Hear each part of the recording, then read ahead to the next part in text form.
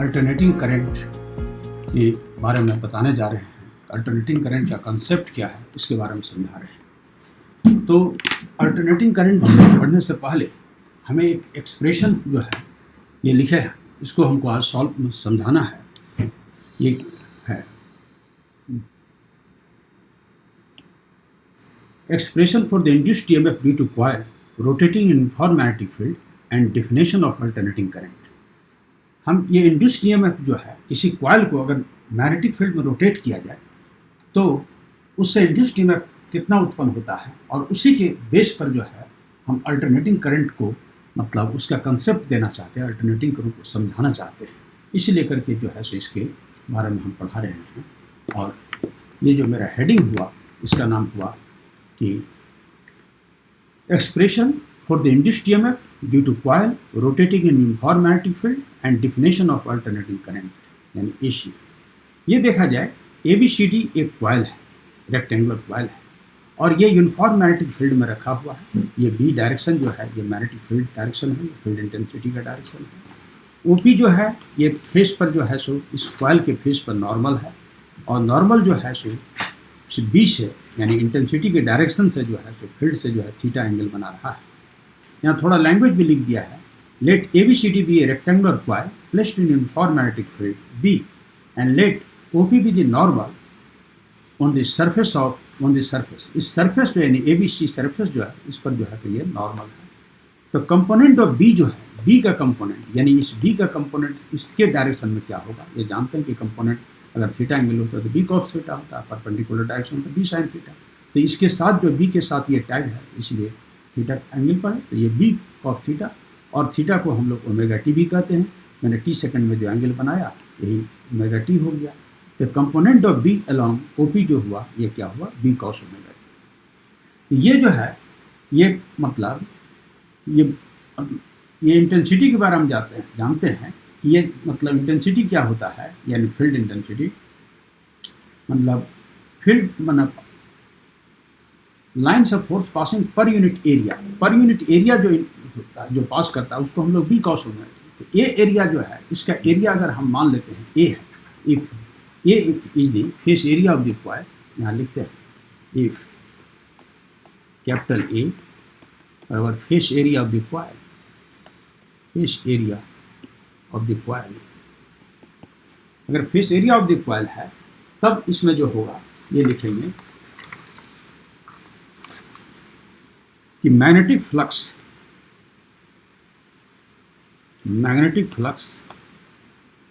linked up with the coil,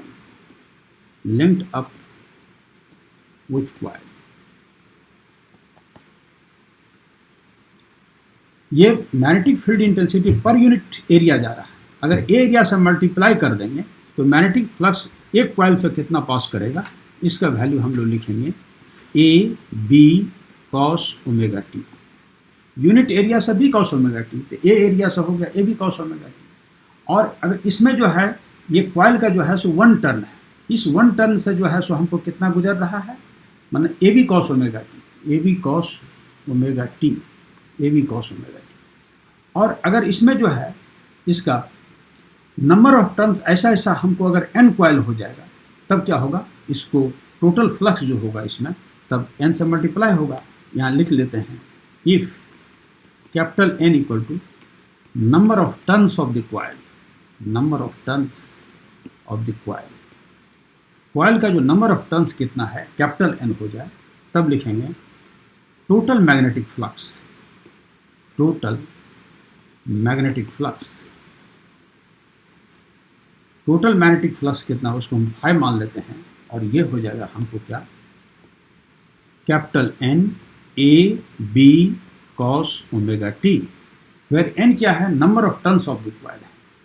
माने ये थोड़ा हम रिपीट कर रहे हैं, यूनिट एरिया से B cos ओमेगा टी जा रहा है, तो A एरिया से हो गया AB cos ओमेगा टी, तो नंबर ऑफ टर्न N है तो NAB cos ओमेगा टी, ये टोटल फ्लक्स हुआ।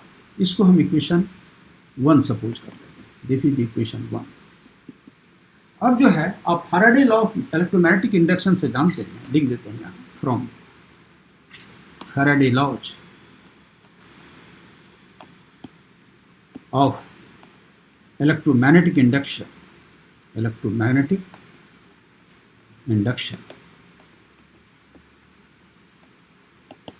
इंड्यूस्ड ईएमएफ, इंड्यूस्ड ईएमएफ को अगर हम ई सपोज करते हैं कैपिटल ई, तो ई इक्वल टू क्या होगा, minus d phi by d T.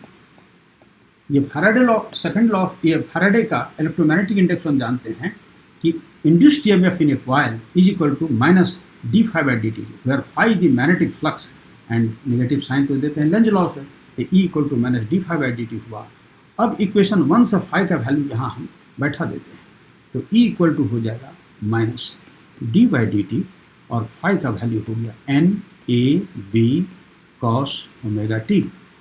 अब इसको हम सॉल्व करते हैं, E equal to minus N A B बाहर ले लिया और d cos omega t by d t, ये फंक्शन और फंक्शन हो गया, तो ई इक्वल टू हो गया minus N A B d cos omega t by d omega t into D omega t by d T. अब ई equal to हो जाएगा माइनस एन ए बी और d cos omega t by d omega t, ये हो गया minus sign omega t, और D omega t by d T, omega बाहर हो गया तो डी टी 1 हो गया, तो ये हो जाएगा हमको माइनस माइनस प्लस, तो N A B omega sine omega t. ये जो हुआ एक इम्पॉर्टेंट इक्वेशन हो गया, और ये हुआ E equal to E naught sine omega t. इसको हम लोग अभी तक इक्वेशन कितना सपोज किया था, ये इक्वेशन 1 था, इस इक्वेशन को हम 2 मान लेते हैं। ये जो हुआ यही इंड्यूस्ड ईएमएफ का वैल्यू हुआ, जबकि नंबर ऑफ टर्न्स जो कॉइल का है, ये तो हम सिंगल कॉइल पर दिखाएं, इसमें number of turn capital N है, तब जो है टोटल इंड्यूस्ड ईएमएफ का वैल्यू कितना हुआ, E equal to E naught sine omega t, where E naught यानी मैक्सिमम वैल्यू कितना हुआ, एन ए बी ओमेगा। एक इंपॉर्टेंट रिजल्ट है, इस पर कुछ प्रॉब्लम भी हम बताएंगे। तो ई नोट को हम लोग क्या कहेंगे, मैक्सिमम ईएमएफ, मैक्सिमम ईएमएफ कितना हुआ, E naught sine omega t, जिसका वैल्यू कैपिटल एन क्या है, number of turns of the coil, A क्या है, face area of the coil, B है मैग्नेटिक फील्ड इंटेंसिटी, और ओमेगा है एंगुलर वेलोसिटी या एंगुलर फ्रीक्वेंसी भी कह सकते हैं इसको, और E equal to E naught sine omega t, यही इंड्यूस्ड ईएमएफ का वैल्यू है। अब जो है ये कह रहे हैं, इस वोल्टेज को अगर हम किसी रेजिस्टेंस पर अप्लाई करते हैं, सपोज किया जाए ये एक रेजिस्टेंस आर है, और इस पर जो है सो ये वोल्टेज, जो वोल्टेज अभी जनरेट हुआ, क्या हुआ, ई इक्वल टू ये जो वोल्टेज है E naught, E equal to E naught sine omega t जो हुआ है ये वोल्टेज, इस वोल्टेज को अगर हम किसी रेजिस्टेंस पर अप्लाई करते हैं, तो आप ओम्स लॉ से ये जानते हैं कि कोई रेजिस्टेंस है आर है और आई करंट फ्लो करता है, तो 2 पॉइंट के बीच का पोटेंशियल डिफरेंस भी जो होता है V equal to R into I होता है। आई इक्वल टू क्या होगा, आई इक्वल टू हो जाएगा वी बाय आर। ये ओम्स लॉ वाला रिजल्ट यहाँ हम सेट करेंगे। अब यहाँ लिखते हैं, if this induced EMF, this induced EMF is applied to a resistor having resistance R, then from Ohm's law E equal to हो जाएगा R इंटू आई, और E का वैल्यू कितना है, E naught sine omega t. तो I equal to R I equal to E sine omega t, I equal to हो गया E naught divided by R into sine omega t. तो ये हुआ आई इक्वल टू, तो यहाँ इसको हम मैक्सिमम, ये करंट का फॉर्म है, तो हम लिख सकते हैं ई नोट बाय आर, इसको हम मैक्सिमम वोल्टेज बाय रेजिस्टेंस को हम इसको मैक्सिमम करंट लिखेंगे, and I equal to I naught sine omega t. इसको हम इक्वेशन अभी तक कितना मान लिया है, 2। इस इक्वेशन को हम एक काम और करते हैं, इस इक्वेशन की हमें कुछ न्यूमेरिकल में ज़रूरत पड़ेगा, इसको हम 3 मान लेते हैं, इस इक्वेशन को हम 4 सपोज कर लेते हैं। ये जो इक्वेशन हो गया I equal to I naught sine omega t. ये 4 इक्वेशन जो हुआ, यही मेरा मेन इक्वेशन ये हुआ, I equal to I naught sine omega t. और दूसरा इक्वेशन जो है main equation E equal to E naught sine omega t. इसी दोनों इक्वेशन को जो है, ये इक्वेशन कैसे हुआ, एक कॉइल को हम मैग्नेटिक फील्ड में रोटेट किए तो इंड्यूस्ड ईएमएफ का वैल्यू ये हुआ। इस इंड्यूस्ड ईएमएफ को हम रेजिस्टेंस पर अप्लाई किए तो हमें ये करंट का वैल्यू निकला। इस वोल्टेज और इस करंट के बेस पर जो है हम जो है सो अभी कुछ ग्राफिकल एनालिसिस जो है सो यहाँ बता रहे हैं। ये देखा जाए, ये जो है सो क्या है,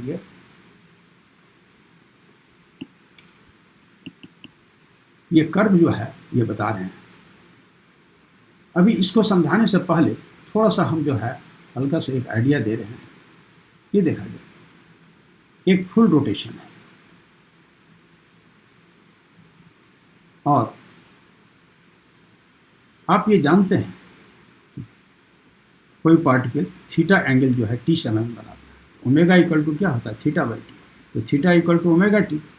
तो यहाँ जो है हम लोग इसमें कोई पार्टिकल यहाँ से, मतलब ये जो है इस पर, ये सर्कुलर पाथ पर जो है चल रहा है। यहाँ टाइम मान लीजिए कि मतलब 0 टाइम है, और फिर यहाँ अगर पहुँचती है एक फुल साइकिल में जो है वो कितना इसको टाइम कवर करता है, माने टी। तो इसके हाफ साइकिल में कितना होगा, टी बाई 2। उसके हाफ में क्या होगा, टी बाई 4। और यहाँ कितना होगा, 3t बाई 4। और 0 से स्टार्ट किया, फिर यहाँ टी बाई 4, फिर यहाँ टी बाई 2, यहाँ 3t बाई 4, यहाँ टी हुआ। तो जब यहाँ टाइम टी बाई 4 होता है तो उस वक्त का एंगल जो है, एंगल कितना हो जाएगा, यहाँ पाई बाई 2 होगा। उस वक्त का एंगल पाई बाई 2 यहाँ हो जाएगा। और जब टी बाई 2 पर होगा तो फिर पाई बाई 2 और पाई बाई 2 मिलकर के ये पाई एंगल हो जाएगा।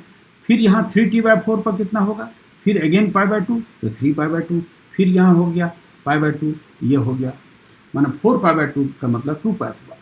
तो ये जो है इसको हम लोग इस पर, इस साइकिल को हम लोग इस तरह से समझा रहे हैं कि 0 टाइम, फिर फुल, एक फुल साइकिल में जो टाइम लगता है वो टी है, तो फुल मतलब रोटेशन में जो टाइम टी, और यहाँ हो गया कितना, टी बाई 2, यहाँ कितना टाइम हुआ, टी बाई 4, और इस जगह एंगल कितना हुआ, 2 पाई। ये तो ये कह रहे हैं कि जब थीटा का वैल्यू, जब टी का वैल्यू 0 है, जब टी का वैल्यू कितना है 0, तो एंगल भी 0। जब टी का वैल्यू टी बाई 4 है तो ओमेगा टी का वैल्यू हुआ पाई बाई 2। और ये समझ रहे हैं, फिर यहाँ जो है सो जब पाई बाई 2 हुआ तो पाई बाई 2 पाई बाई 2 पाई हुआ, तो यहाँ हो जाएगा टी बाई 2। इसी को हम ये साइक्लिक ऑर्डर पर इसको अब हम यहाँ समझा रहे हैं। हम 1 2 अलग अलग केस को डील कर रहे हैं, लिख रहे हैं यहाँ केस 1, खुद समझ में आ जाएगा। Case 1, if small t equal to t by 4, जब यहाँ टाइम जो है कितना है, टी बाई 4, इस जगह हम आए, जब टाइम का वैल्यू यहाँ है तो उस वक्त एंगल कितना है, जब टी बाई 4 पर हम पहुँचते हैं तो एंगल कितना हो जाएगा, वहाँ पर ओमेगा टी का वैल्यू हो जाएगा, ये टी बाई 4 है तो ओमेगा टी कितना हो जाएगा, यहाँ पाई बाई 2। अब हम इस इक्वेशन में, ये जो वोल्टेज का जो इक्वेशन है, यहाँ हम ओमेगा टी का वैल्यू हम पाई बाई 2 दे देंगे। कहाँ, जब हम इस जगह पर हैं, तो तब ये ई का वैल्यू कितना हो जाएगा, ई नोट होगा। क्यों, कि ओमेगा टी का मान पाई बाई 2 हुआ। तो केस 1 में क्या हुआ, जब टाइम कह रहे हैं टी बाई 4 है, माने इस जगह पर हम आए, गौर से देखा जी, यहाँ पहुँचते हैं तो टी बाई 4, और टी बाई 4 पर एंगल कितना होगा, ओमेगा टी पाई बाई 2, और पाई बाई 2 का वैल्यू इस इक्वेशन में सब्स्टिट्यूट कर देंगे, तो साइन पाई बाई 2 1 हुआ, तो E equal to E naught, और यहाँ हम साइन पाई बाई 2 दे देंगे तो ये 1 हो जाएगा। तो इस, ये जो है इसको हम लिख सकते हैं आई इक्वल टू आई नोट हुआ। अब फिर हम केस 2 करते हैं। केस 2 ये देखा जाए, अब हम जो है यहाँ आए, जब टाइम का वैल्यू कितना है, ये बताए थे कि टाइम का वैल्यू यहाँ कितना है, टी बाई 2, और टी बाई 2 में का मतलब क्या हुआ, हाफ चक्र लगा टी बाई 2 में, और आधे चक्कर में एंगल कितना होता है, पाई होता है। तो यहाँ हमने इसका वैल्यू रख दिया इतना, if t equal to t by 2, that is omega t,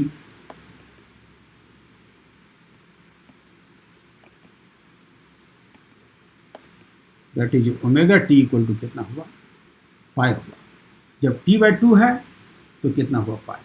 अब देखा जाए जब ओमेगा टी का वैल्यू हम जब ये टाइम t/2 है तो उस वक्त का एंगल कितना है, पाई है।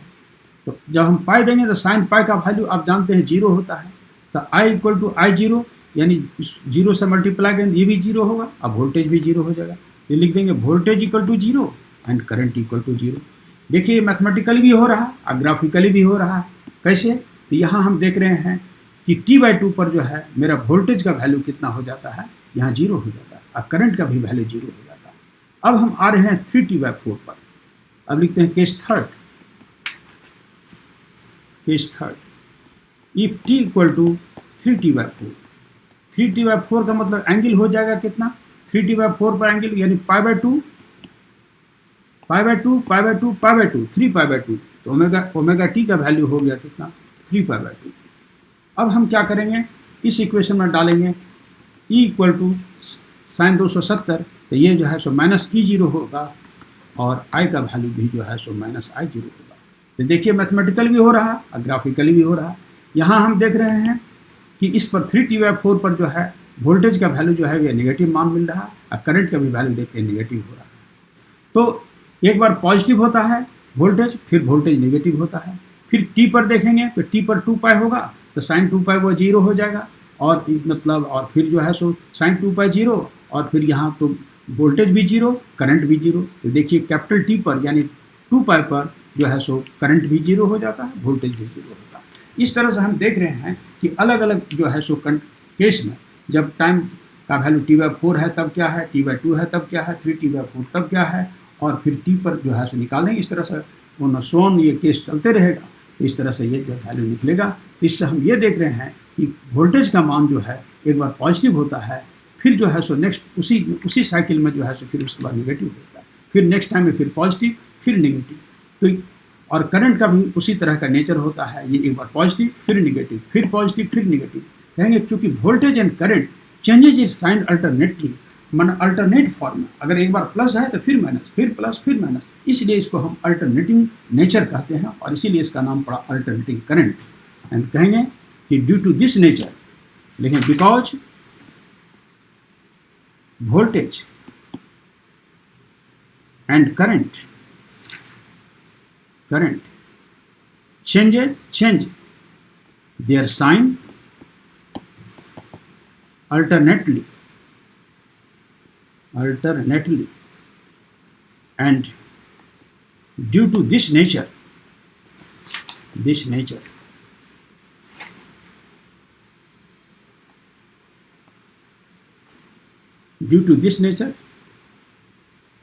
they called alternating voltage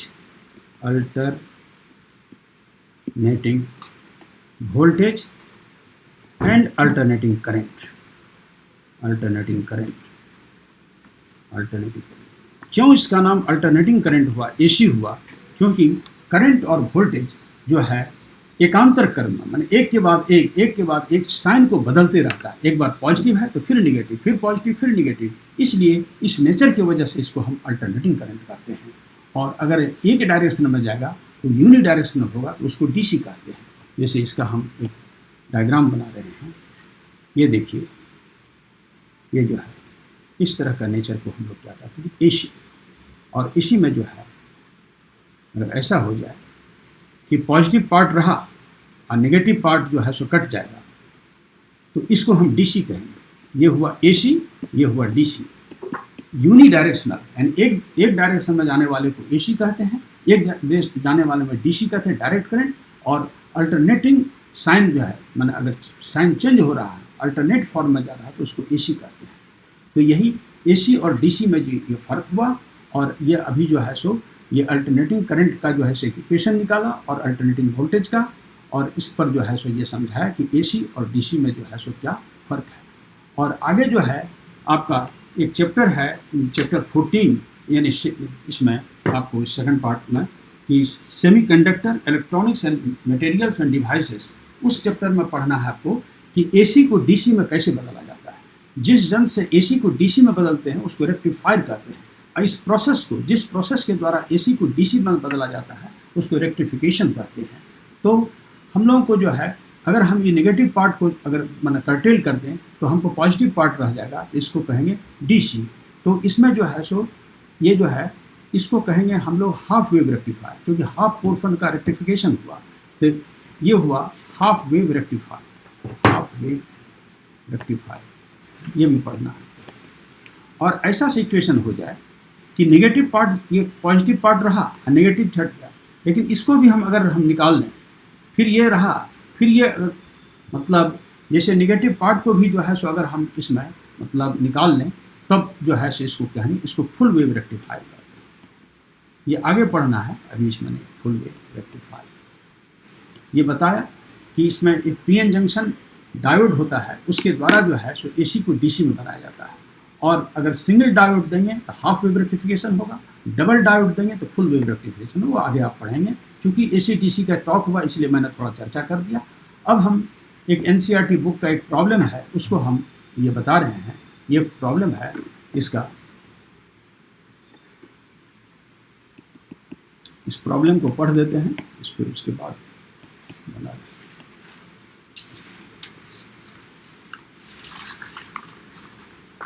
problem है, Kamala pedals a stationary bicycle. The pedals of the bicycle are attached to 100 tons of the coil of area 0.10 meter square. The coil rotates a half revolution per second and it placed in uniform magnetic field of 0.01 Tesla perpendicular to the axis of rotation of the coil. What is the maximum voltage generated in the coil? Maximum voltage कितना इसमें जो है generate होगा? तो पहले हम लोग इसमें जो है सो एक एक पहले टर्म निकालते हैं, फिर उसके बाद जो है इसको क्लियर करते हैं। ये कह रहा है कि इसमें जो है the pedals of the bicycle are attach to 100 turns coil, 100 turn coil of area. तो इसमें जो है नंबर ऑफ टन्स जो है यहाँ लिख देते हैं एन, यानी number of tons of the coil कितना होगा, कैपिटल एन इक्वल टू हो गया 100 टन। और एरिया जो है, अभी एक फार्मूला जो पढ़ा है उस फार्मूला का हम यूज करेंगे। एरिया का वैल्यू कितना है, 0.10 metre square. The coil rotates a half revolution per second. ये जो है हाफ रिवोल्यूशन पर सेकेंड हुआ, तो हाफ रिवोल्यूशन का मतलब हुआ कि इसकी फ्रिक्वेंसी जो है ये हाफ हुआ। अगर फुल होता तो कहते फुल, ये जो है सो 1, तो हाफ रिवोल्यूशन पर सेकेंड, तो हाफ रिवोल्यूशन हुआ तो हाफ है तो यानी क्या हुआ, 0.5 हर्ज इसका फ्रिक्वेंसी हुआ। And it is a placed in uniform magnetic field of इतना टेस्ला। इसका बी का वैल्यू जो है हमको दिया हुआ है कितना, 0.01 tesla perpendicular to the axis of rotation of the coil. And what is the maximum voltage generated, यानी E0 का वैल्यू मांग रहा है, यानी मैक्सिमम वोल्टेज जो है। अब हम एक फार्मूला आपको अभी जस्ट पढ़ाया है, इसमें ये समझाए थे, यानी एक कॉइल को मैग्नेटिक फील्ड में रोटेट किया जाए, इस कॉइल को मैग्नेटिक फील्ड में रोटेट करते हैं तो हमको इसमें जो है सो इंड्यूस्ड ईएमएफ का वैल्यू कितना होता है, तो E equal to E naught sine omega t, जिसमें कि अगर साइन ओमेगा टी का वैल्यू 1 होगा तो ई नोट को हम क्या करें, ई नोट को जो है ये हुआ E equal to E naught sine omega t, ये इक्वेशन हुआ वोल्टेज का। और ई नोट को हम मैक्सिमम वोल्टेज कहते हैं, तो ई नोट इक्वल टू हो गया capital N A B omega, इसको मैक्सिमम ईएमएफ कहते हैं। ये इक्वेशन निकाले थे, तो हम लिखेंगे वी नो दैट, इसके आंसर में लिखेंगे we know that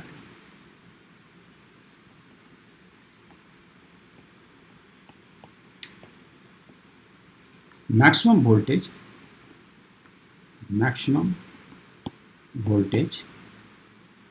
E naught is equal to N A B omega. ये जो है, ये जो फार्मूला निकाला उसी के आधार पर यह है। तो E नोट इक्वल टू हो गया कैपिटल N A B, और ओमेगा को आप जानते हैं कि एंगुलर फ्रिक्वेंसी के बारे में, ओमेगा इक्वल टू क्या होता है, 2πf होता है एंगुलर फ्रिक्वेंसी में, इसको लिख देंगे 2πf। अब इसको जो है E नोट इक्वल टू हो जाएगा, कैपिटल N का वैल्यू हमें दिया हुआ है कितना, 100, A का वैल्यू जो है 0.10, B का वैल्यू दिया हुआ है 0.01, और ये 2 पाई, तो 2 हुआ, पाई का मान होता 3.14, और फ्रिक्वेंसी दिया हुआ है कितना, 0.5 हर्ट्ज, 0.5 हर्ट्ज। अब इसको हम सिंप्लीफाई किया, इसको सिंप्लीफाई करने के बाद इसका रिजल्ट आया 0.314 वोल्ट। तो ये जो है हमको क्या मांग रहा है कि what is the maximum voltage generated in the coil. तो लिख देंगे maximum voltage generated in the coil equal to हो गया 0.314 वोल्ट। इतना हुआ। ये एनसीईआरटी बुक का एक प्रॉब्लम है, और जो ये जो कॉइल जो रोटेट करता है यूनिफॉर्म मैग्नेटिक फील्ड में, उसी के बेस पर ये जो है ये प्रॉब्लम था।